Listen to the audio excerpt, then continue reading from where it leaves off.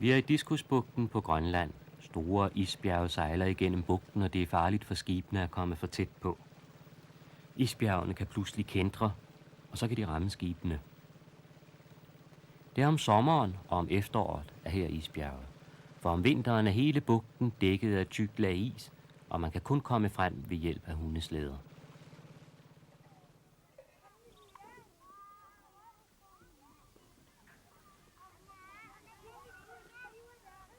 Og her har vi så bopladsen Niarunnarsuk. Der bor omkring 300 mennesker. De 70 af dem er børn, og nogle af dem skal vi hilse på.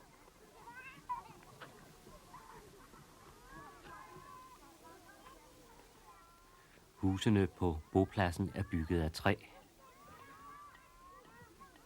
Og her hænger der fisk til tørre på en stang.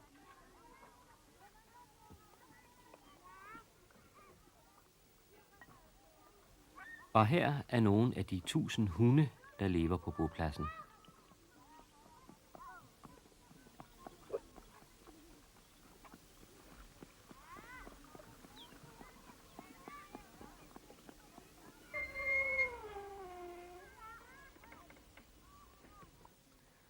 Og børnene, der leger neden for skolen.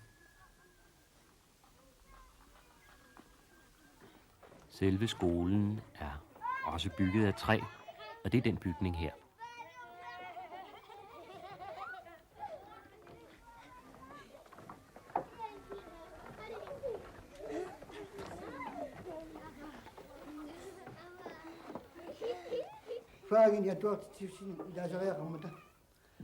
Inde i skolen sidder Nikolaj. Han er 12 år. Det er hans far Julius, der giver undervisning. Han har fortalt om, hvordan man laver en hundesele, og nu er han ved at vise, hvordan man sætter selen på en slædehund. På bopladsens skole lærer man nemlig ikke bare at læse, skrive og regne, men man lærer også, hvordan man skal fiske og gå på jagt, og hvordan man skal lave nogle redskaber. Og her sidder børnene altså og lytter til fangeren. Det er skolens 5. klasse.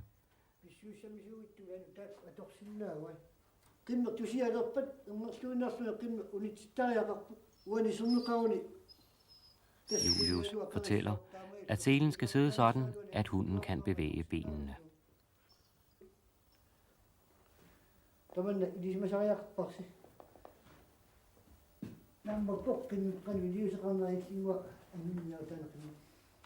Efter timen så skal hunden ud igen, men det vil den nu ikke ret gerne, for der er så dejligt varmt inde i skolestuen.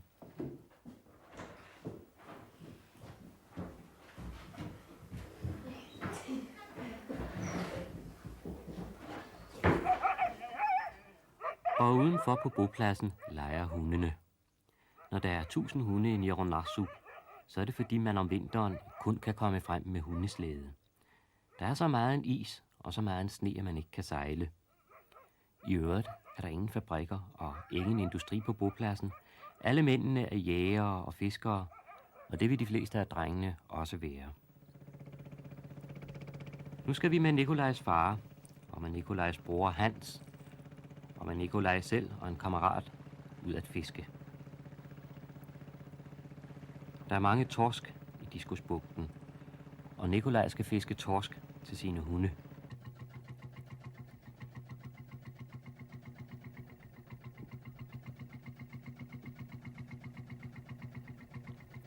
Nikolaj har nemlig hunde, men de går ikke på bopladsen som de fleste andre.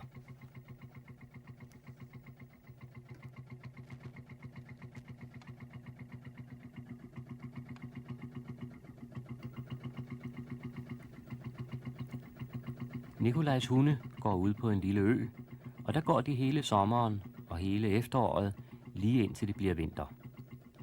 Et par gange om ugen tager familien ud og fisker torsk, og så tager man over på øen og giver hundene fisken.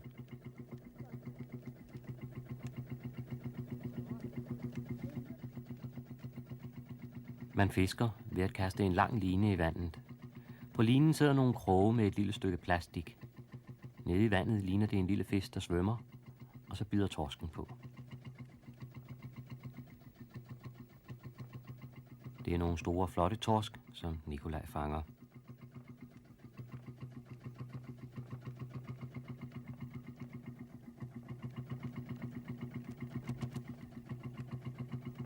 Han er vant til at fiske. Det har han prøvet, siden han var 3-4 år. Han har også tit været på jagt, og han har skudt fugle og en sæl. Han har også været med på rensdyrjagt, men endnu har han ikke prøvet at skyde et rensdyr.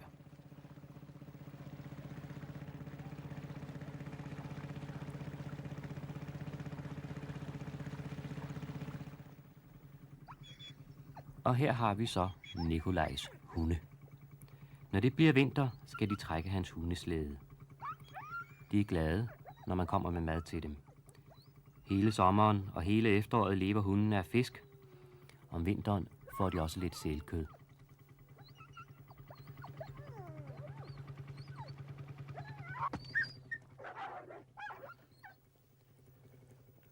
Hundene på Grønland går altid ude. De kommer aldrig ind i husene, og der er heller ingen hundehuse eller skur til dem. De skal vende sig til kulden, til regnen, sneen og isen, og derfor kommer de ikke under tag.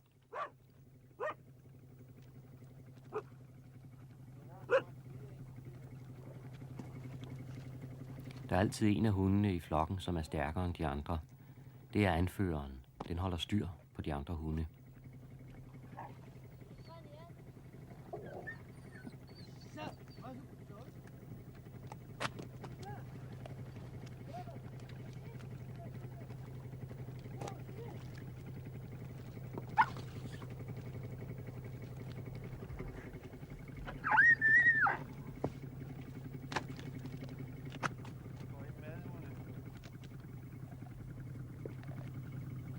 Hundene har fået deres fisk, og man sejler hjem mod bopladsen igen. Nikolaj glæder sig til i morgen, for der skal han med på rensdyrjagt.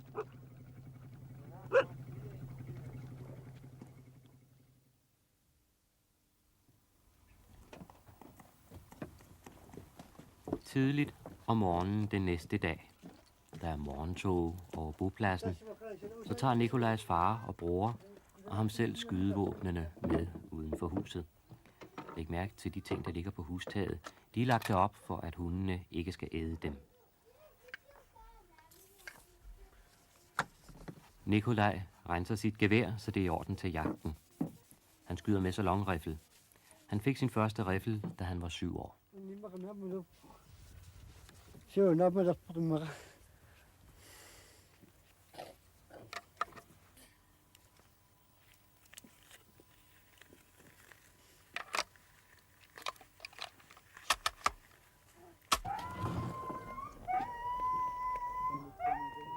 Her er nogle af de ting, man skal have med på rensdyrjagten. Der er tæpper, en lampe og gryder, så man kan lave mad undervejs.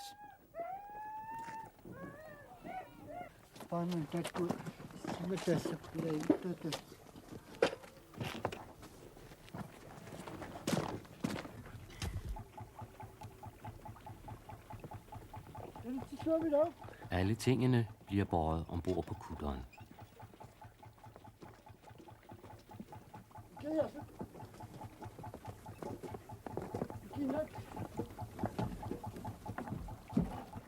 Rensdyrjagten skal finde sted helt inde ved indlandsisen, og der er en god dag sejlads dertil. De får jo et følge af folk fra en anden kutter, så det bliver 7-8 jægere, der tager afsted. Nikolaj glæder sig over, at hans far har sagt, at han også må skyde et rensdyr.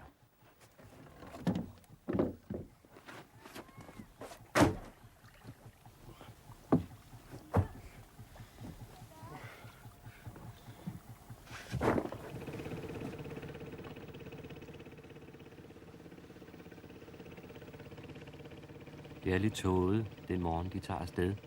Men efterhånden, som de kommer længere ind i fjorden, så bliver vejret også bedre.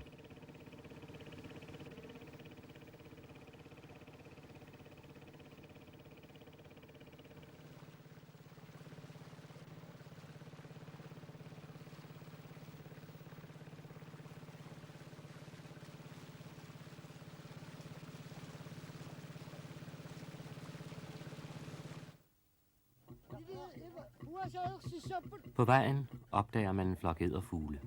Nikolaj har tit skudt fugle og ænder, og han får også ramt på nogle stykker.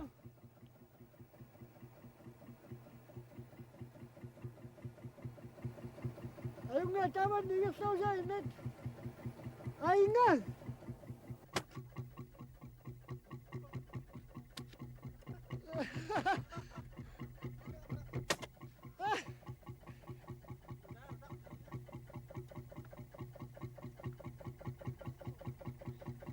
Tak kommer i masset tuniuk. Fuglene samles op, fjerene kan bruges til dyner og puder, og kødet spises.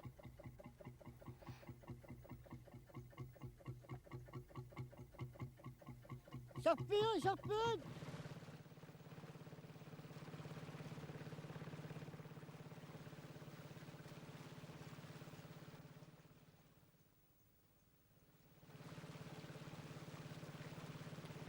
På vejen passerer man et enkelt isbjerg, men jo længere man kommer ind i fjorden, desto færre isbjerge bliver der.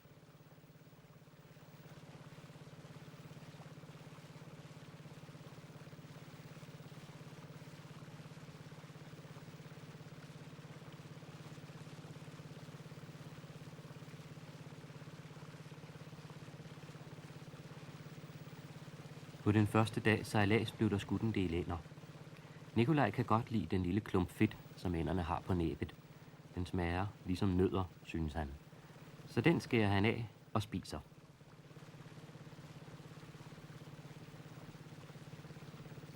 Sejlturen fortsætter helt ind i bunden af fjorden, helt ind til indlandsisen.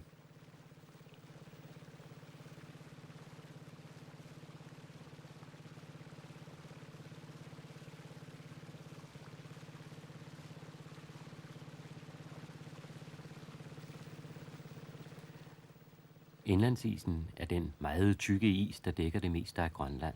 Den kan være op til flere kilometer tyk, og den er mange tusind kvadratkilometer stor. Isbjergene kommer jo fra indlandsisen. Det er små stykker is, som brækker af i kanten af indlandsisen, og som sejler ud gennem fjordene.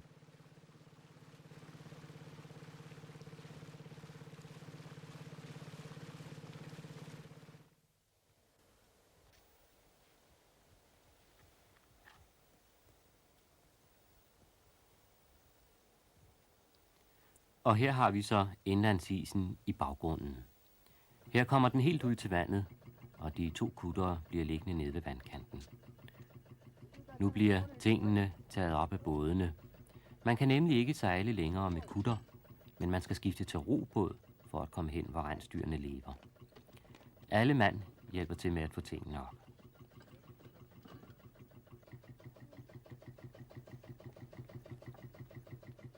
Rensdyrene lever af mos og lav.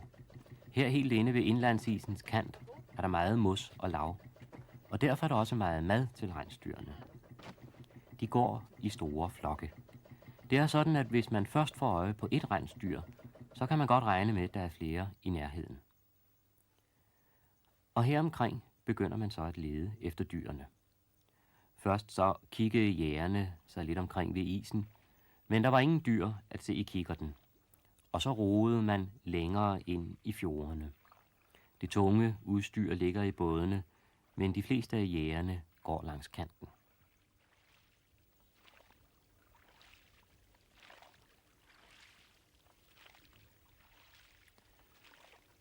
Nogle steder så må bådene bæres hen over land. Det er tungt, selvom det er lette både.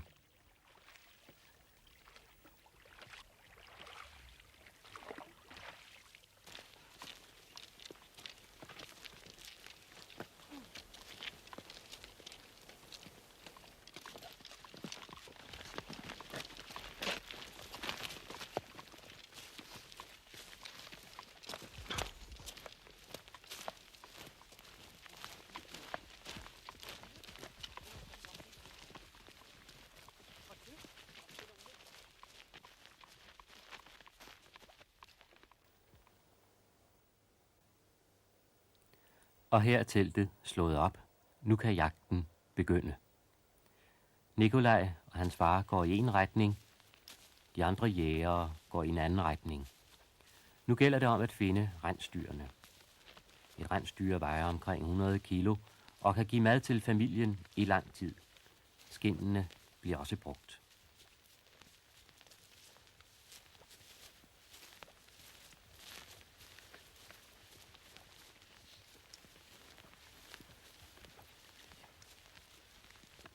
Her er rensdyr. De er urolige, for de har vejret jægerne, men jægerne sniger sig mere forsigtigt frem.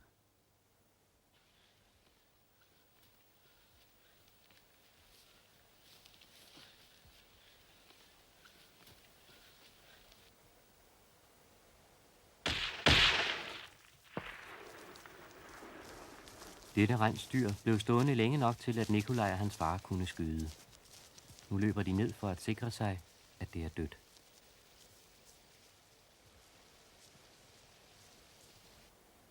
Og det andet rensdyr, det stikker af. Her ligger det. Nikolajs far finder 2 skudhuller i dyret, så både Nikolaj og hans far ramte.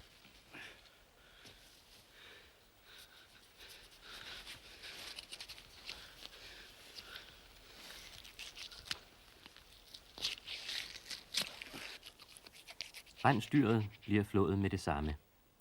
Der er mange vilde dyr i området, ræve og rovfugle, og de vil straks kaste sig over det, hvis ikke jægerne tager kødet med sig.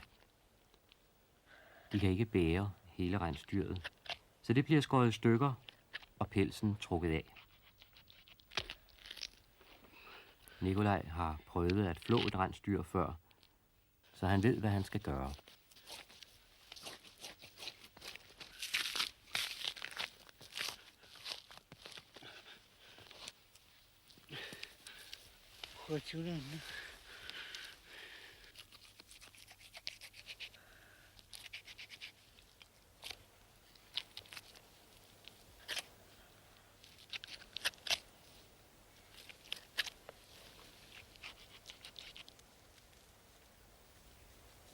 Hovedet er det eneste, der bliver liggende.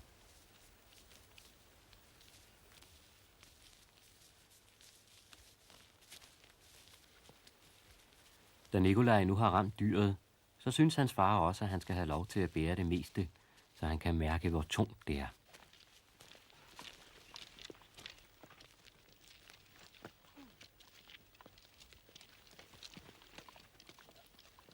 Det bliver båret hen over fjeldet, ned til teltet.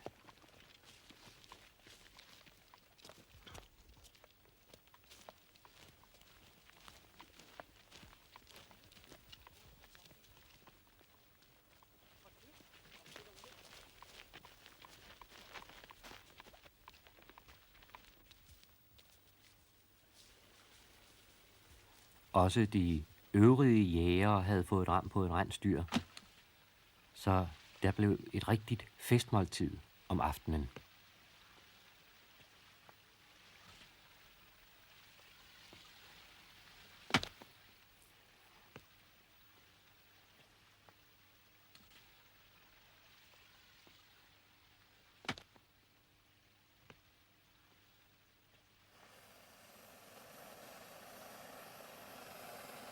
Et stykke af rensdyrets kød bliver kogt over den medbragte primus, og Nikolaj inviterer de andre på et stykke af det dyr, han selv har været med til at skyde.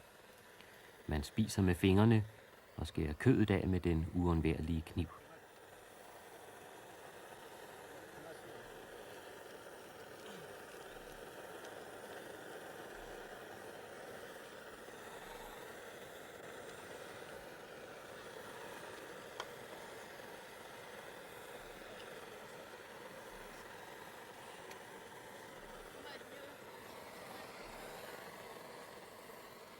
Et sidste farvel til indlandsisen, så går det hjemme igen til bopladsen.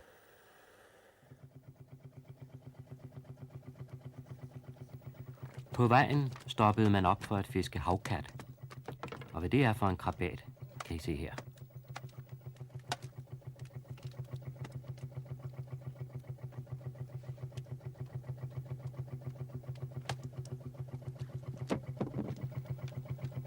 Havkat er en god spisefisk. Den giver man ikke hundene. Man spiser den selv, eller eksporterer den til andre lande.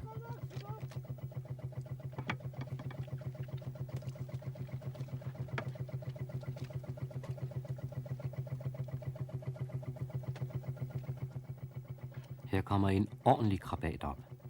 Nikolajs bror slår den over nakken, for at den ikke skal lide.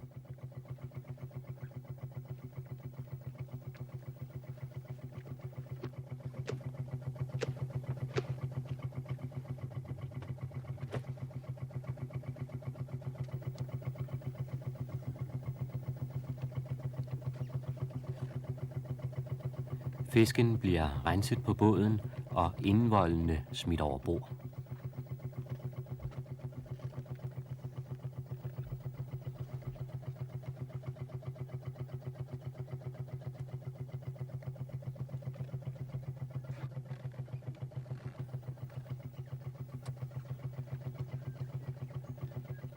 Nikolaj er vant til det hele, og da han nu også har prøvet at skyde det store rensdyr, så føler han sig trods sine kun 12 år som en fuldbefaren jæger.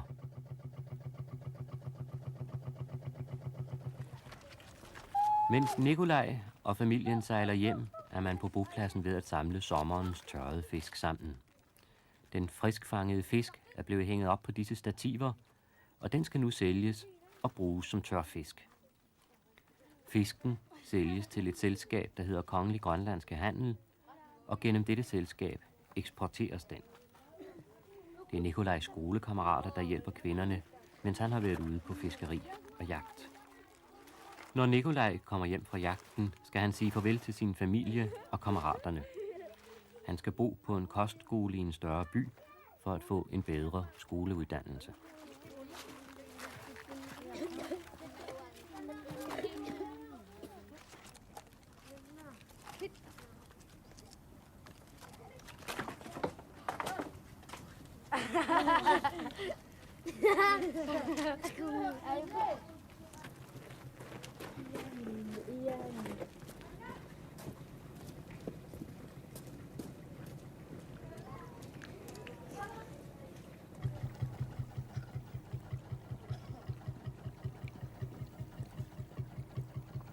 Og her kommer rensdyrjægerne ind.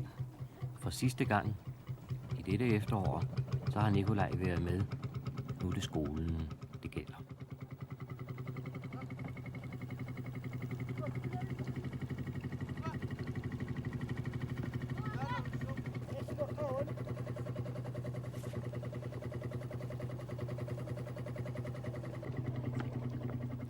Fangsten bæres fra borde op i huset. Nikolajs søskende og kammeraterne ser til.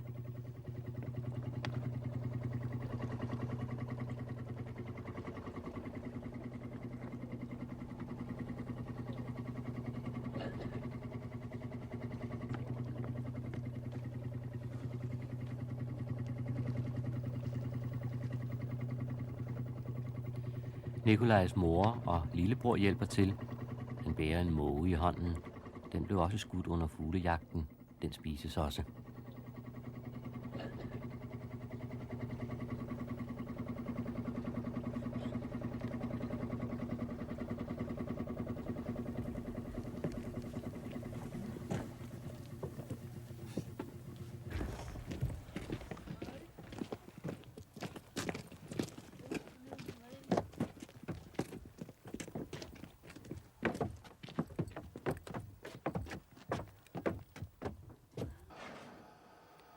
Om aftenen bages der kager, og børnene danser til en transistorradio, indtil det er sengetid.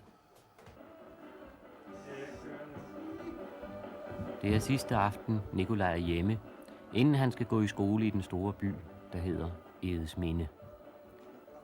Fra den lille skole på bopladsen flytter han til en skole med mange klasser og mange hundrede elever.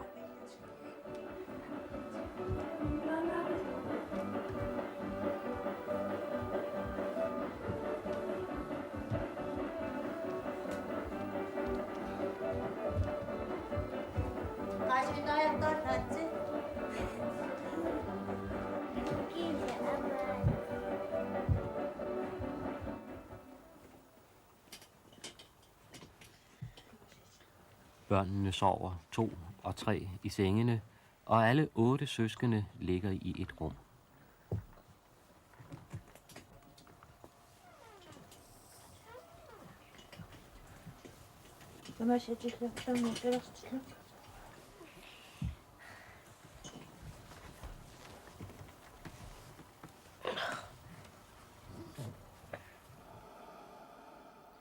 Der er ingen elektricitet i huset, så Nikolajs far læser ved en petroleumslampe.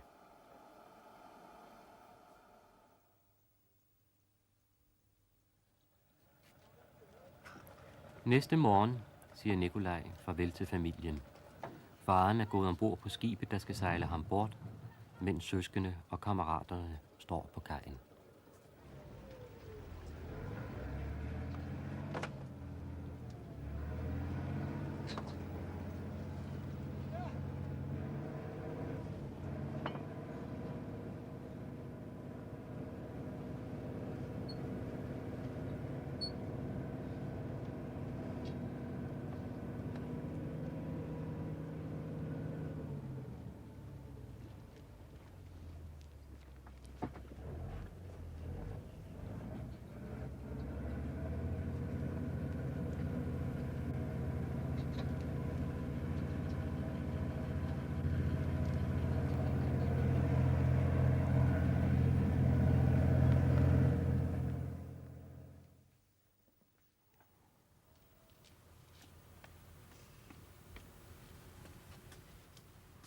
Der er stor forskel på den lille boplads, han forlod, og den store by, Edsminde.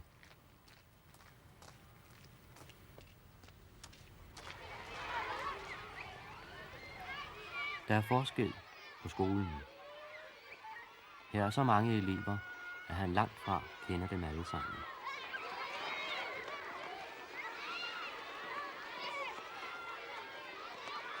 Her er Nikolaj ikke længere jæger og fisker, men en ganske almindelig skoledreng blandt en masse andre børn.